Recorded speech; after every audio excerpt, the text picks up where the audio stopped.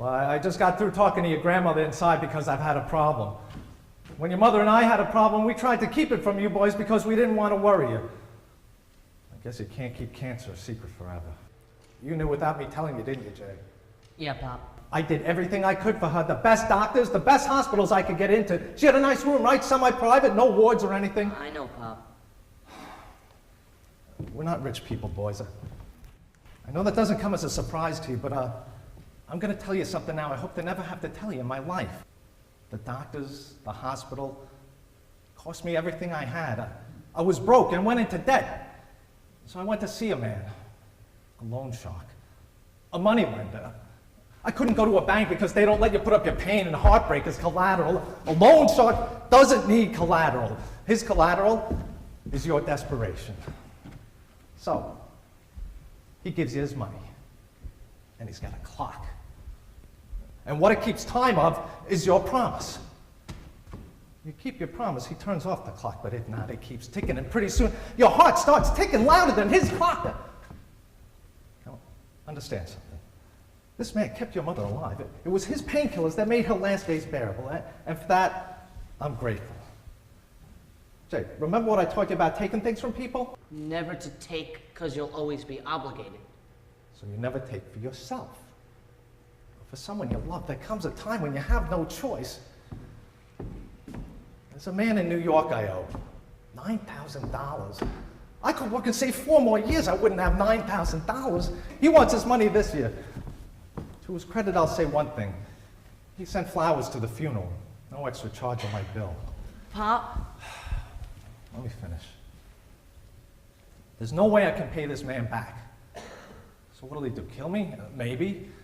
If he kills me, not only does he lose his money, but it'll probably cost him again for flowers at my funeral. I needed a miracle. And the miracle happened. This country went to war. A war between us and the Japanese and the Germans. And if my mother didn't come to this country 35 years ago, I could be fighting for the other side. Only I don't think they're putting guns in the hands of Jews over there. Let me tell you something. I love this country because they took in the Jews. They took in the Irish, the Italians, and everyone else. And remember this, there's a lot of Germans in this country fighting for America, but there's no Americans over there fighting for Germany. I hate this war. God forgive me for saying this, but it's going to save my life. There are jobs I could get now that I could never get before. And I got a job. I'm working for a company that sells scrap iron.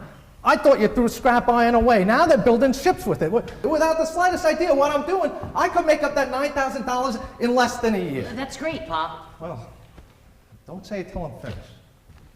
The factories I would sell to were in the South, Georgia, Kentucky, Louisiana, Texas, even New Mexico.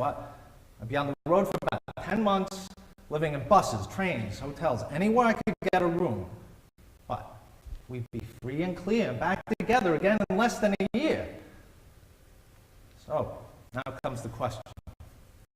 Where do you two live while I'm gone? You're getting careless, Louis. You dropped money on my dresser this morning.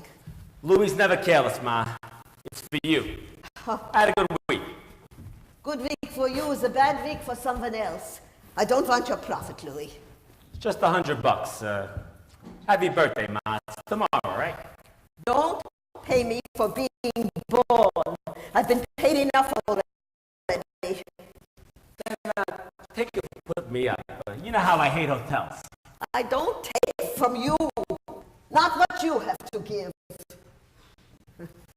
You were always the strongest one, the survivor. Live at any cost, I taught you. But not when someone else has to pay the price. Keep your filthy money, Louis. You're terrific, Ma. 100% steel. Finest grade made. Eddie's out there looking for scrap iron. The chump doesn't know he's got a whole battleship right here. Is Grandma sleeping? Don't tell me you'll wake her up. Audie, Jay, the most wonderful and exciting thing happened to me tonight, but don't ask me. I can't tell you. You're my good luck charms, both of you. You think I don't hear you coming up the know it's 11 o'clock? You think I don't know where you've been? Just to the movies, Ma. Movies. You waste your life and your money into movies, and then you walk home by yourself. You know what kind of men are in the street at 11 o'clock? I didn't see a soul, Ma. Yeah, you look for trouble, you find trouble. No one bothers me, Ma. And you waste your money on movie magazines. They give you dreams of Hollywood with things that don't happen to people like us. Sometimes they do. No, never. Give me that. I don't want trash in this house. It's my magazine, Ma. I bought it with my own money. No, my money. You don't have anything unless I give it to you. I pay for everything here. Now give me that magazine. Please don't do this in front of the boys, Mama.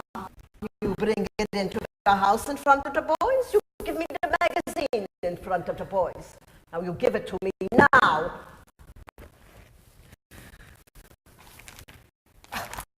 When I die, then you buy your own magazine.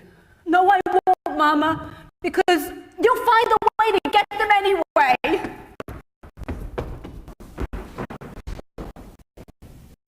You want to pay my electric bill? I can't believe you're doing this to me again. Doing what? I tried to get close to you and you pushed me away.